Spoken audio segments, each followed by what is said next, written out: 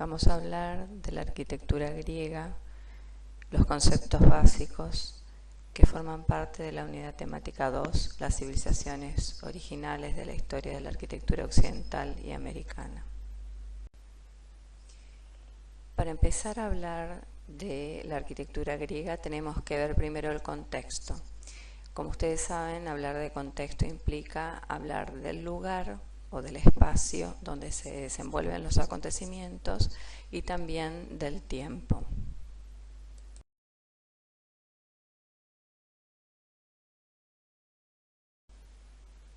Para hablar de Grecia, primero tenemos que ubicarnos en el mapa mundi. Sabemos que Grecia está en la península balcánica.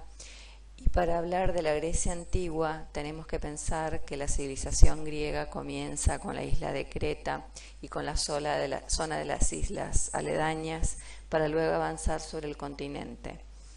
Primero tomando el Peloponeso y luego yendo hacia el norte, donde se configura la Grecia clásica, en lo que ustedes ven delineado con líneas de puntos hacia el norte de la península y el borde del Asia Menor, es decir, de la zona de Turquía.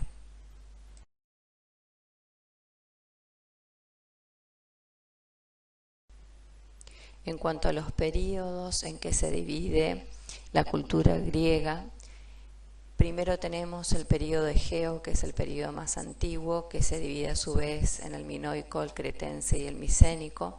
Luego el periodo helénico, que para nosotros es el más importante, ya que lo compone el arcaico y el clásico. El clásico es donde vamos a encontrar la mayor cantidad de realizaciones a nivel arquitectónico, que va del 496 al 336 a.C.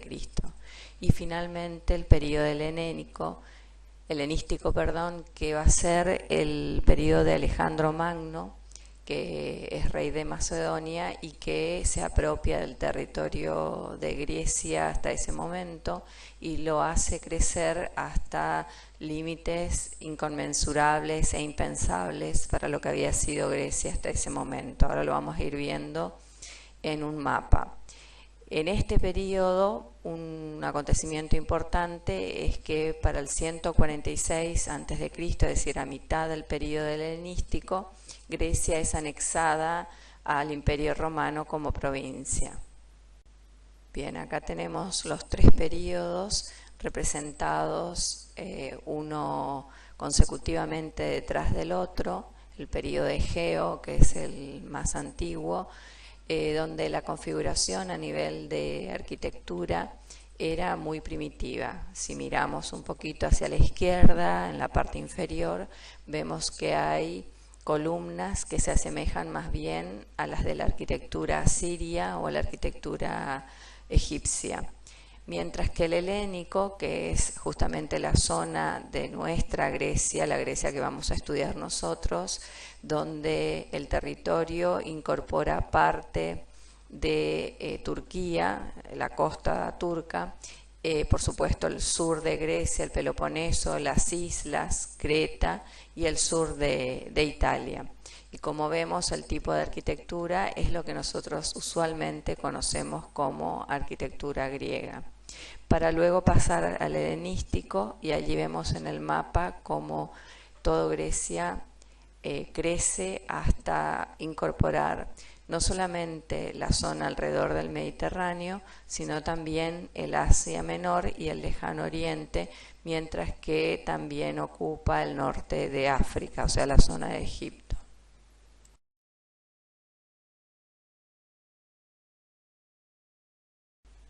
Los periodos que vamos a ver con mayor detenimiento van a ser el periodo helénico y el periodo helenístico. Durante el periodo helénico vamos a ver que lo propio en cuanto a ciudad es la aparición de la ciudad-estado. Esto implica ciudades autónomas que se autogobiernan, que son de pequeño tamaño, que son muchas y que en momento de tener que defenderse se aunan para luchar contra un enemigo común, en lo que se llama una confederación. Las características también en cuanto a la traza de estas ciudades, como puede ser la propia Atenas, es que son tramas irregulares, donde primero se van ubicando las viviendas y el espacio que queda entre cada vivienda constituyen las calles. En cuanto al tipo de mundo que se desarrolla o del tipo de cosmovisión de este segundo periodo, pero para nosotros el primero más importante, que es el periodo helénico, es que lo importante para el griego de la época clásica es reunirse en los espacios abiertos donde practica la filosofía, donde se instauran justas distancias entre cada individuo, no estar demasiado lejos ni demasiado cerca, donde se resguarda y se respeta la propiedad privada y la libertad individual de cada individuo, y donde cada uno es un centro, ocupando tanto la función sacerdotal como militar, en el sentido que cada griego defiende a su propia ciudad, a la ciudad natal, y también es sacerdote de su familia cuando tiene que realizar un rito. En este sentido, se respeta al individuo dentro de la estructura de la ciudad-estado. Luego tenemos las ciudades propias de la ciudad helenística, del período helenístico, que son ciudades planificadas, que generalmente son colonias del Imperio de Alejandro, como estas que vemos aquí, arriba la ciudad de Mileto y abajo la ciudad de Priene. Son ciudades que al ser planificadas se intelectualiza que existe una trama regular en damero, con calles paralelas, donde lo primero que se traza es la calle y luego las viviendas van ocupando las manzanas que quedan adentro. Por supuesto, el gobierno en este caso termina teniendo dimensiones incalculables, crece desmesuradamente, y en ese sentido también el estatus del individuo se ve correspondientemente reducido. A diferencia de lo que sucedía en la ciudad helénica, aparece el luchador profesional o la casta militar y la casta sacerdotal, es decir, grupos profesionales que luchan defendiendo a un pueblo que puede no ser el propio, sino que de alguna manera defienden en tanto y en cuanto se les retribuya con una paga. Es la aparición de los mercenarios. Por tanto, los ejércitos y también los sacerdotes parecen intercambiables, ya que son cuerpos profesionales que nada tienen que ver con algún tipo de unión o vínculo con la ciudad a la que defienden o a la que prestan el servicio sacerdotal.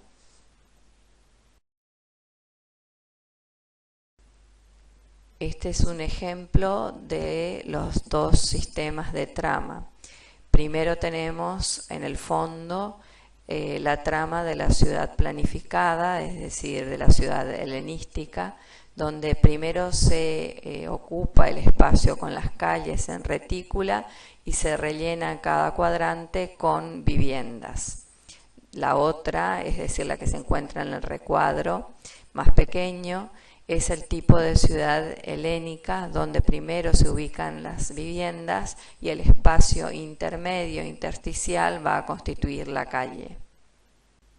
Lo que hay que entender en historia es que un sistema cultural y político da una tipología de ciudad que le es inherente y un tipo de arquitectura también afín con ese sistema cultural y político.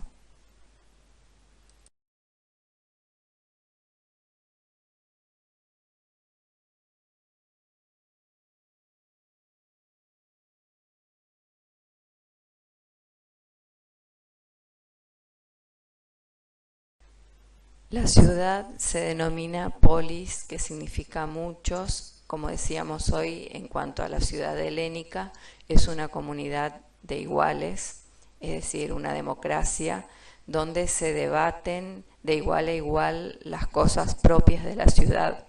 Platón considera como ideal en cuanto a tamaño una ciudad de 5.000 habitantes. El otro modo de entender cómo podía ser una ciudad en cuanto a la cantidad de habitantes era de que se consideraba que la cantidad de gente que podía constituir una misma ciudad es la que se reunía en un ágora y podía escuchar a un orador. Ese era el tamaño ideal para una ciudad. Por eso se darán cuenta que se tratan de ciudades pequeñas.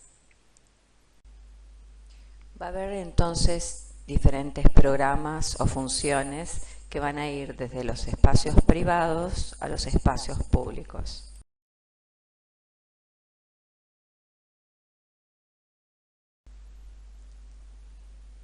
Entre los espacios privados encontramos la casa, que como ven es un edificio muy austero, prácticamente un cubículo, donde podemos ver una sucesión de habitaciones alrededor de un patio.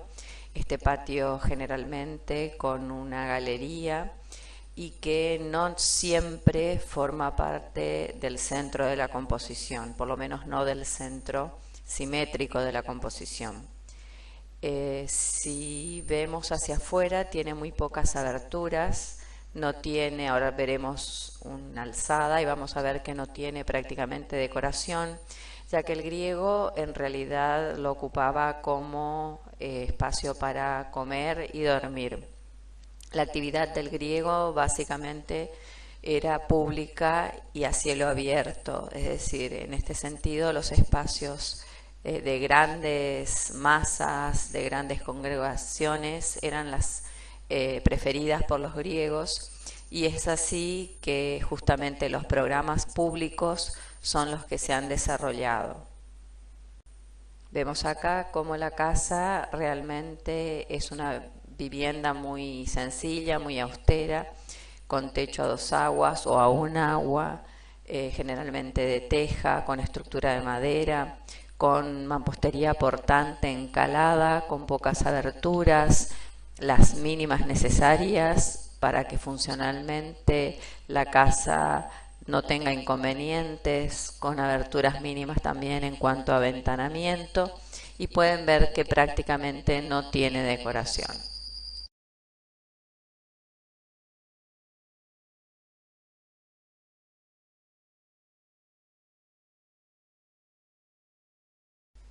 Como espacio público más importante tenemos el ágora, que es, como dice aquí, el antecedente más antiguo de la plaza. Tiene el ágora funciones tanto cívicas como religiosas y comerciales. Particularmente este ágora, que es el de Atenas, corresponde al siglo V a.C. Funciona aquí la asamblea, es decir, la asamblea de representantes del demos o pueblo se reúne en lo que se llama el buleterio. En este caso tenemos un buleterio antiguo y un buleterio nuevo, que son los dos edificios prácticamente hacia el centro, en la parte izquierda, donde podemos notar que uno de ellos tiene como un sistema de gradas en su interior. Esto funciona como si dijéramos actualmente una especie de congreso o senado. Por otra parte, también un templo, que lo vemos aquí, está incluso en un desnivel, en una zona más alta del ágora, y que lo podemos encontrar hacia la izquierda, en la parte superior sobre los buleterios. Por supuesto, esta es la función religiosa. Y después las estoas, que las encontramos en la parte baja, que es esa sucesión de habitaciones iguales en forma alineada, y por el frente tienen un sistema porticado de galería, y que servía tanto para funciones comerciales, ya que allí se alojaban los mercaderes para vender sus cosas, o también para protegerse de la lluvia en algún momento o del sol, algún orador, por ejemplo, que quisiera hablar a todo el pueblo en la plaza. Hacia la derecha tenemos la Casa de la Moneda, que es también parte de las funciones comerciales. El teatro es un espacio público a cielo abierto muy importante. El teatro surge en Grecia, especialmente en la Grecia clásica, donde se deja de lado los ritos aldeanos de las comunidades primitivas, que tienen que ver con la fecundación, con las estaciones del año y que tienen más bien carácter religioso, para transformarse en otra cosa. Tampoco es el espectáculo que hoy conocemos como teatro actualmente, sino que es un lugar donde los acontecimientos especiales, importantes de la ciudad, que a veces eran incluso problemas o cuestiones controvertidas, se dramatizaban junto al pueblo en este espacio, y el pueblo entonces participaba activamente de lo que estaba sucediendo en esta especie de reunión del común, que tenía aparte, como siempre, tres partes, ¿no es cierto? La parte de gradas, que por otro lugar se hacía en la propia colina de la montaña, en la propia ladera, o sea, utilizando el desnivel natural de la montaña. Tenía la zona del coro, que es la parte más amplia, central, y luego la escena. En estas tres partes, de algún modo, se discutían los problemas importantes de la ciudad y se dirimían muchas veces o se zanjaban cuestiones problemáticas o críticas para la sociedad. Es importante que hagamos esta diferencia respecto a los teatros que vienen después, en el sentido de que se trabaja absolutamente con el entorno natural, se lo respeta e incluso se aprovecha como parte del escenario de este teatro o de telón de fondo a la propia naturaleza, no siendo necesario colocar ningún soporte arquitectónico que haga las veces de telón de fondo.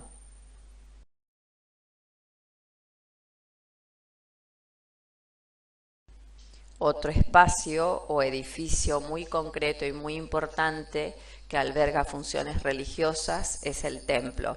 Aquí tenemos el desarrollo de una tipología.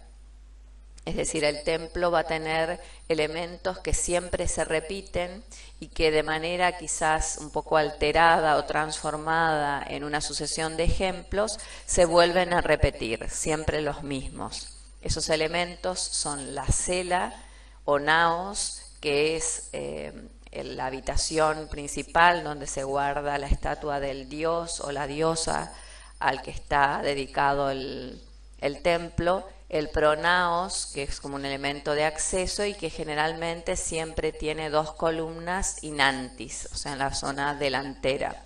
Esas dos columnas, que sería el templo que estamos viendo a la derecha en alzada, a veces puede multiplicarse y armarse todo un pórtico sin paredes en la parte delantera.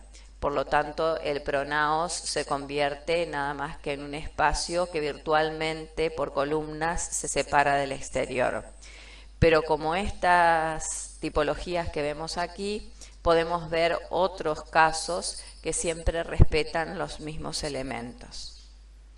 Es importante decir que a veces se incorpora un elemento, un habitáculo en la parte trasera, que está destinado a albergar las ofrendas o el tesoro del dios. Ahora lo vamos a ver.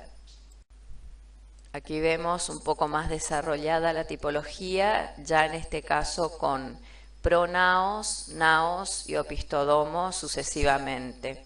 Y después una serie de columnas que giran en torno al edificio y que lo separan del exterior virtualmente.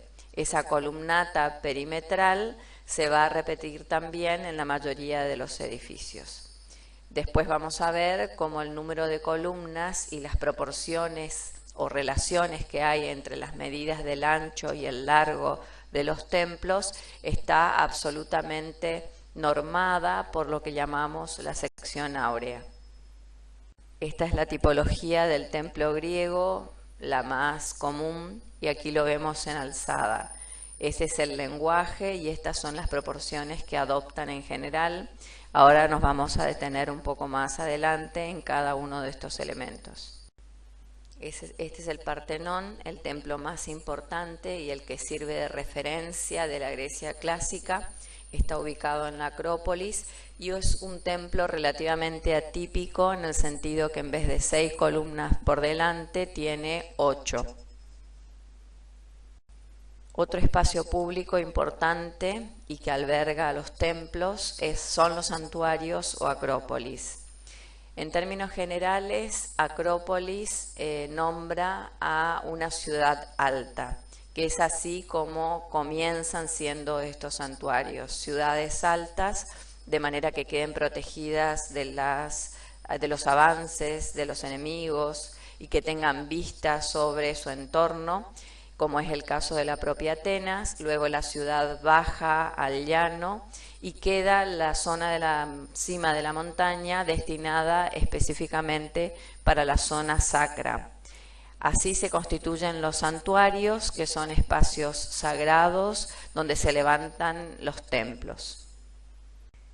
También los santuarios tienen elementos tipológicos, es decir, elementos que siempre se encuentran en todos los santuarios, entre los cuales se encuentra como más importante la Acrópolis de Atenas que acabamos de ver, y que estos elementos tienen características específicas. Por ejemplo, el temenos. El temenos es la superficie donde se levantan los templos y pueden adquirir diferentes formas según el lugar donde se encuentre el santuario.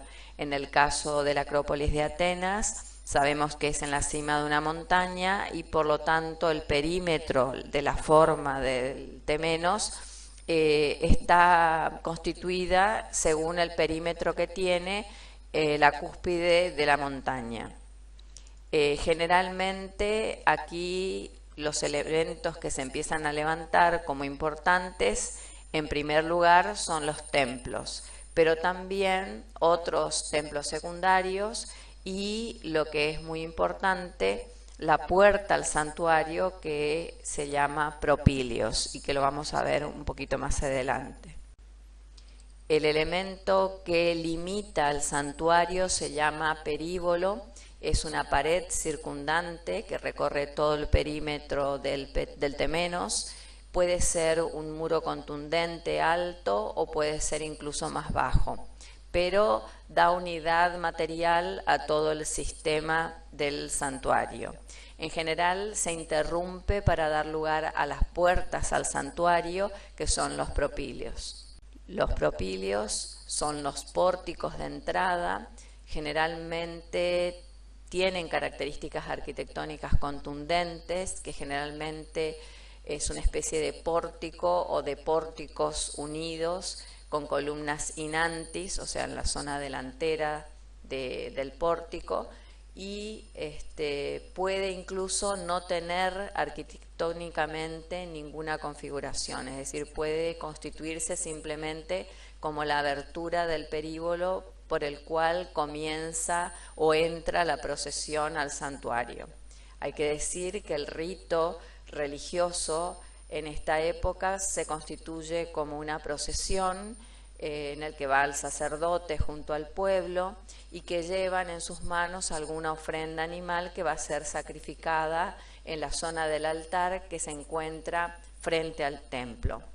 El templo normalmente tiene su acceso en el lado este, en el sentido en que este punto cardinal es el del nacimiento del sol y tiene este carácter simbólico. Como decíamos, el templo o los templos son los elementos más importantes del santuario y es frente a su entrada donde se realiza el rito o el sacrificio. Generalmente, como decíamos hoy, está la estatua de la divinidad depositada en su interior, pero también se depositan en él los tesoros y las ofrendas. También tiene su entrada en el este y el peristilo, que es la sucesión de columnas que gira alrededor del templo, hace las veces de una transición entre interior y exterior. El altar, como decíamos, es el lugar donde se realizan los ritos religiosos, donde se hacen los sacrificios. Puede constituirse como una piedra o banco de piedra frente a la entrada del templo. Acá hemos puesto varios ejemplos diferentes y la situación del altar siempre es al este, Ahí pueden ver la localización de los puntos cardinales. En el caso particularmente de la Acrópolis de Atenas, en el Partenón, no hay un lugar específico en cuanto a arquitectura que contenga el altar, sino simplemente se trata de la zona este del santuario, delante de la fachada frontal, digamos, del templo más importante, que es el Partenón. La estoa es un elemento que puede encontrarse tanto en un santuario como veíamos hoy en el ágora. Es un edificio que se constituye por una hilera de habitaciones que se resguarda por delante con una sucesión de columnas que arman una galería o una zona porticada que sirve para resguardarse de las inclemencias del tiempo.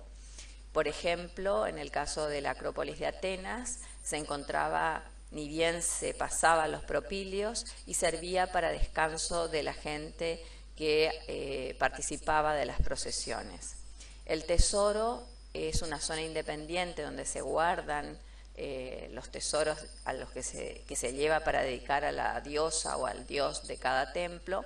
No siempre se encuentran en los santuarios y a veces incluso están en el interior de los templos.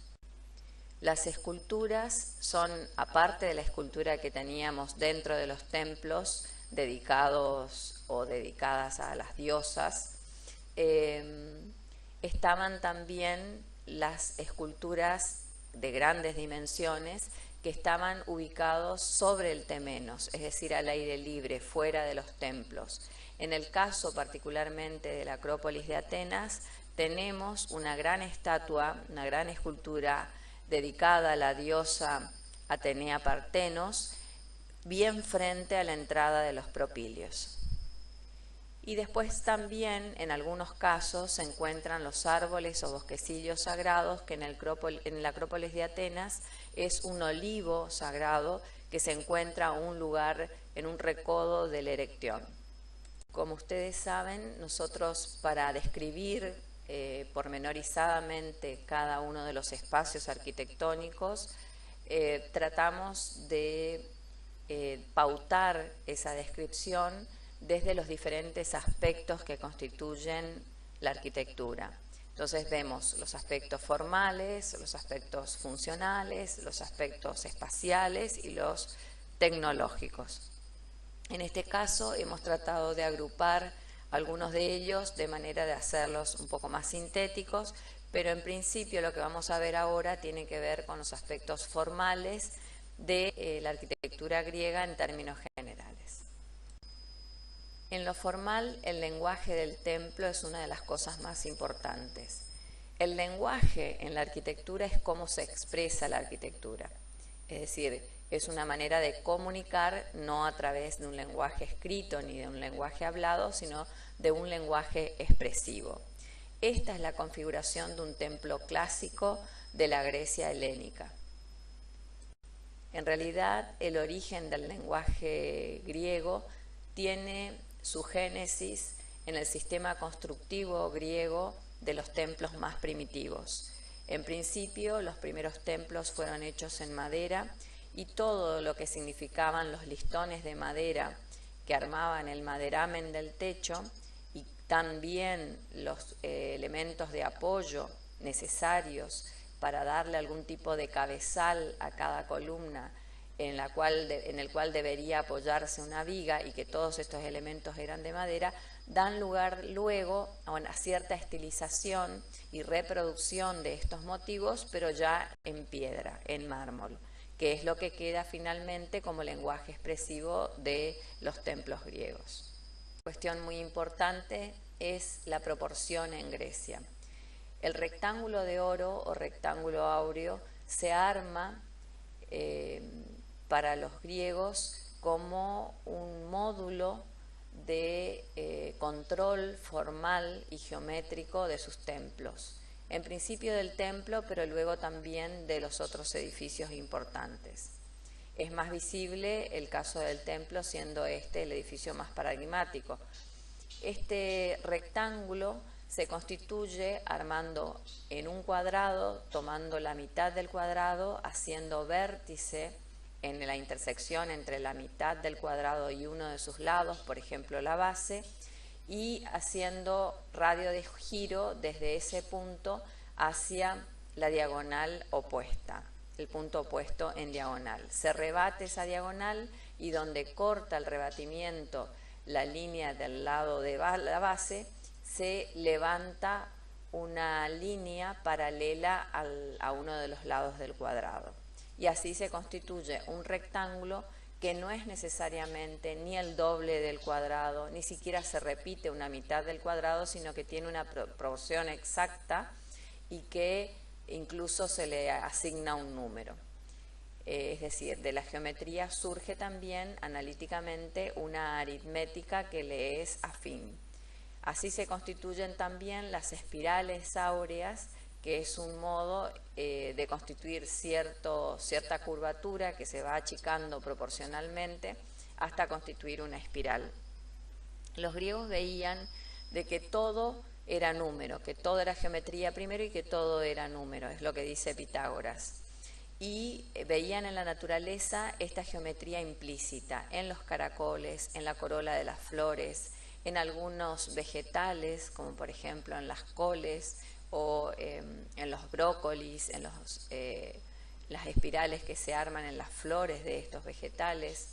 Es decir, que en la naturaleza y también en el propio cuerpo humano, que es parte de la naturaleza, se podía inscribir toda la sección áurea las veces que se quisiera. En definitiva, todo era proporcional. Así se repite la sección áurea desde sus utensilios, como por ejemplo el ánfora que encontramos aquí, hasta las plantas de sus edificios. Y por supuesto también en la alzada de los edificios. Por ejemplo aquí el templo más importante, que es el Partenón, inscripto en una superposición de dos rectángulos áureos. Otra cuestión importante eran las correcciones ópticas. Tanto perfeccionaban la visualización de sus formas, de las formas arquitectónicas y escultóricas, que incluso tenían el cuidado de contemplar en esas formas las deformaciones propias del ojo humano. Como ellos sabían que cualquier elemento horizontal, como una viga, por una cuestión de deformación del ojo, daba una sensación de que existía una especie de flecha o panza hacia abajo en esa línea horizontal, lo que hacían era justamente contemplar esto y agregarle a sus vigas o a sus elementos horizontales una especie de contraflecha o panza, digamos, un panseado, pero hacia la parte superior, de manera que luego con la visión y con el defecto que es propio de la visión de tirar las cosas hacia abajo en su parte media, se compensaran estos dos elementos, es decir, la contraflecha y la flecha, y finalmente se visualizara el elemento horizontal como perfectamente horizontal sin ningún tipo de flecha. Los órdenes griegos en cuanto a su forma y a su proporción se dividen en dórico, jónico y corintio.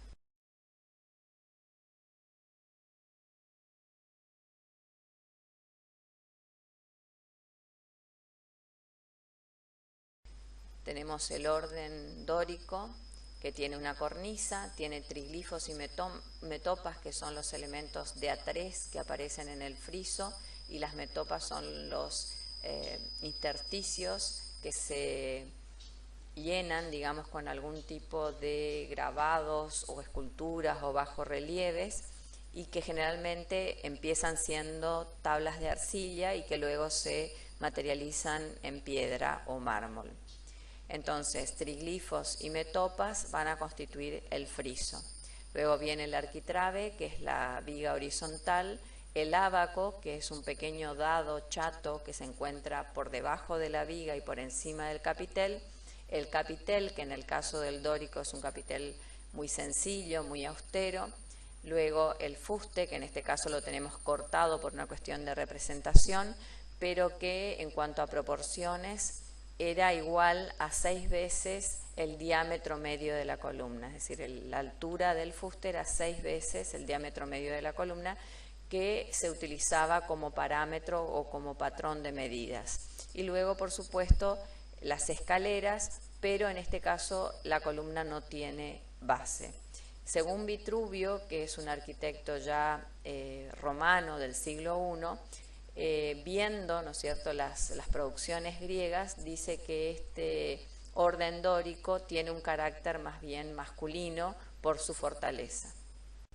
El orden jónico también tiene cornisa, pero en este caso un friso continuo con bajos relieves, es decir, que desaparecen trilifos y metopas, un arquitrabe dividido en 3 elementos horizontales, un capitel con volutas, y es por eso que se lo ha relacionado con los rizos de una mujer, un fuste que tiene estrías y cuya medida, cuya altura es igual a 7 veces el diámetro medio. Por otra parte, sí tiene base y luego de la base recién se apoya en las escaleras. También, según Vitruvio, este orden representaría a la mujer.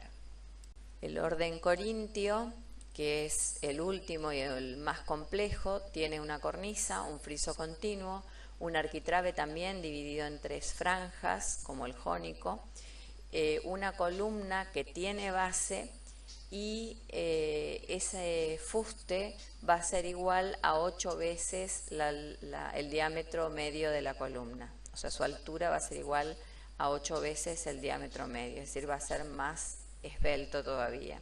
Y el capitel ya no tiene volutas, sino en este caso hojas de acanto, que es un vegetal propio de la zona y que le da esta configuración un poco más compleja a los capiteles. Según Vitruvio, en este caso, este orden simboliza al adolescente. Más allá de las formas y las proporciones que van adquiriendo cada uno de los órdenes, lo que es importante como concepto es entender que el orden es un sistema de relaciones proporcionales que tiene como módulo al diámetro medio de la columna y que generalmente ese diámetro medio va a ser la medida, parámetro, no solamente para la altura de la columna, sino también para los intercolumnios, para todo lo que es la base del templo, para el ancho y para el largo, es decir, todas las medidas del templo están regulados por una medida patrón que es el diámetro medio de la columna. Esta idea del sistema de relaciones proporcionales definen el orden.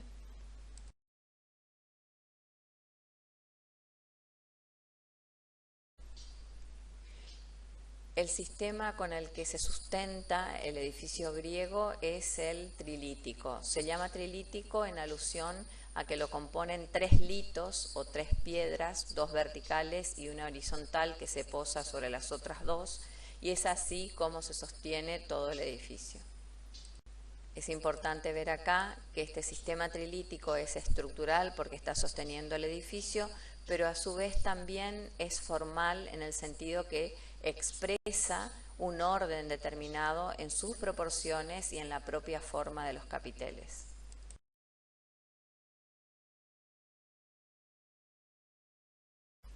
En cuanto al espacio griego, nosotros decíamos antes que un sistema cultural y político siempre da una determinada tipología de ciudad, pero también podríamos decir que este sistema cultural y político condiciona a una determinada concepción espacial. Es interesante ver en la concepción del espacio griego como leyes y reglas universales o abstractas, como puede ser la geometría y por la que se rige toda su arquitectura y su escultura, se compenetra y se relaciona y se vincula empáticamente con situaciones singulares que son lo concreto, es decir, el problema con el que se deben enfrentar, y que generalmente esto concreto está asociado al paisaje. Es así que podemos decir que la arquitectura griega tiene la flexibilidad para adoptar lo rígido de las normas y las leyes a situaciones nuevas y particulares en todos los órdenes, es decir, que lo universal de las reglas matemáticas y geométricas se adaptan a la singularidad del terreno. Es interesante ver cómo la invariabilidad en la estructura del espacio y las limitaciones técnicas, porque de hecho son estructuras muy simples y que prácticamente se circunscriben a tener elementos como el entablamento y las columnas, repitiéndose, sin embargo, pueden adquirir mucha variedad en función de la situación particular en la que se colocan. Es decir, que en la relación del paisaje es donde encuentran su variedad.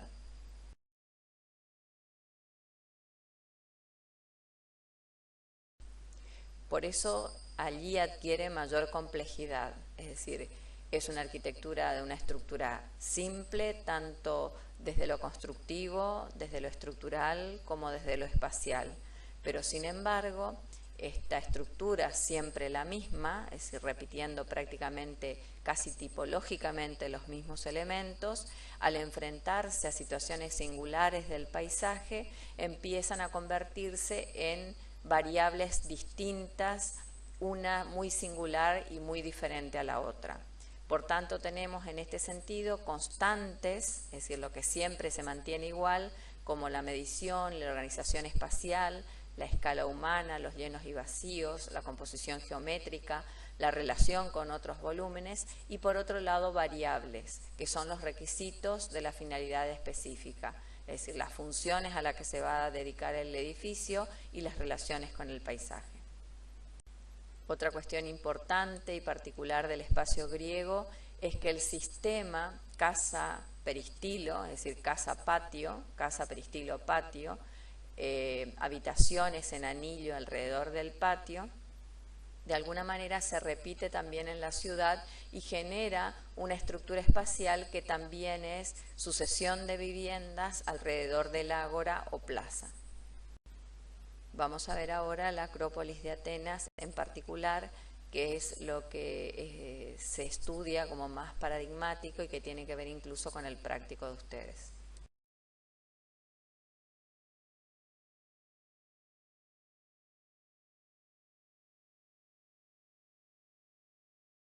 Como veíamos al visualizar la tipología de santuario, la Acrópolis, como todo santuario, tiene un propilios o puerta. Aquí vemos en una maqueta cómo tendría que haber sido el propilios cuando estaba absolutamente intacto. Esto que vemos a la izquierda es cómo queda hoy el propilios, hablando de las ruinas nada más. Pero se dan cuenta que es una especie de templo complejo que tiene a su vez otros pórticos a los costados y que no es un único templo cerrado, sino que tiene una cierta complejidad estructural y espacial. La procesión pasa por el intercolumnio mayor que se encuentra en este espacio porticado que encontramos al frente. Bueno, como veíamos también hoy en los santuarios, siempre tiene que haber un templo principal, en este caso el Partenón, que hemos visto sobradamente ya de qué se trata y más o menos cuál es su configuración formal.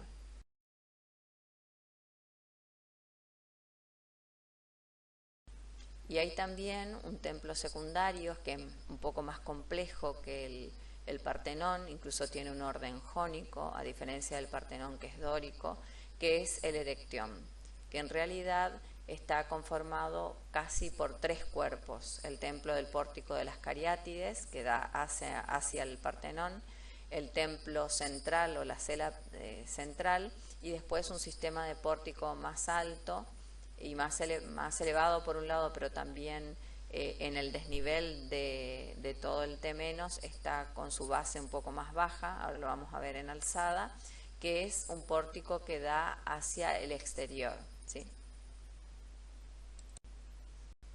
Aquí vemos los tres cuerpos, el de las Cariátides a la derecha, el templo en sí mismo, digamos, en el medio, y el pórtico hacia el exterior, que en realidad tiene vistas hacia el mar.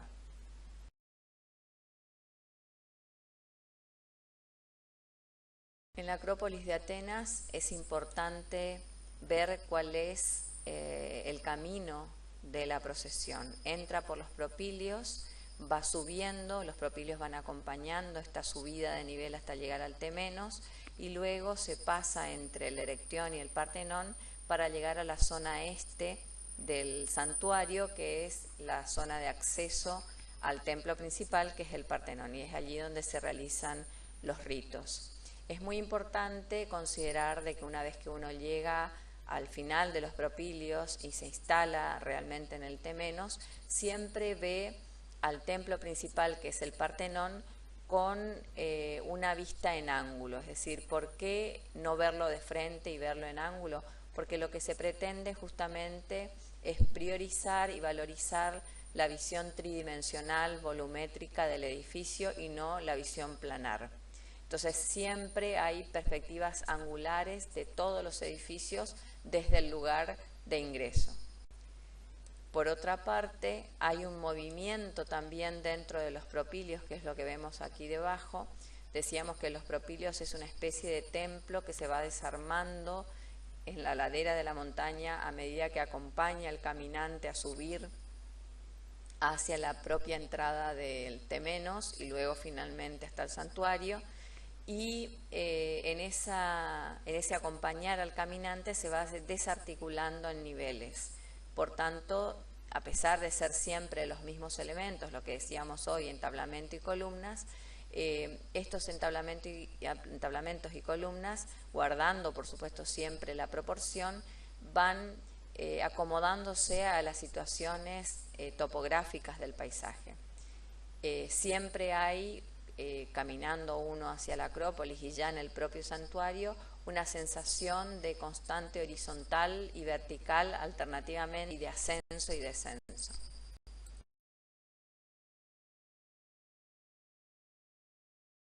Algo que es bastante difícil de explicar en el espacio griego porque probablemente está bastante alejado de lo que nosotros hoy consideramos como espacio arquitectónico, es que en el espacio griego se valora el espacio exterior al aire libre, y que ese espacio, que en este caso se da entre los templos, es decir, sobre el Temenos, pero entre los propilios, el Erectión y el Partenón, es un espacio que ya se considera arquitectónico, a pesar de que no tiene límites concretos ni que tiene una forma determinada.